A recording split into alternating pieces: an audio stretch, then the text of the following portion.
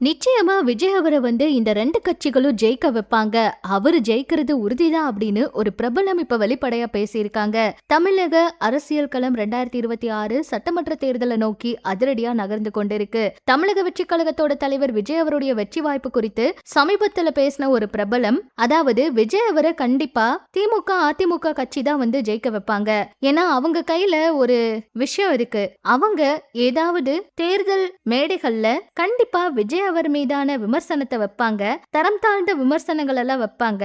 அப்படி வைக்கும்போது நடுநிலை வாக்காளர்கள் மற்றும் பெண்கள் மத்தியில அவர் மேல கண்டிப்பா ஒரு பெரிய அனுதாபம் உருவாகும். அந்த அனுதாபம் விஜய் அவருக்கு ஓட்டா மாற வாய்ப்பு இருக்கு. அவர் கண்டிப்பா வெற்றி பெறவும் வாய்ப்பு இருக்கு அப்படின்னு பேசியிருக்காரு. விஜய் அவருடைய கட்சி விஜய ஜெயிக்க வைக்கிறாங்களோ இல்லையோ, அதுக்கு பதிலா திமுக அதிமுக விஜய் அவரை பேசியே அவரை ஜெயிக்க வச்சிருவாங்க.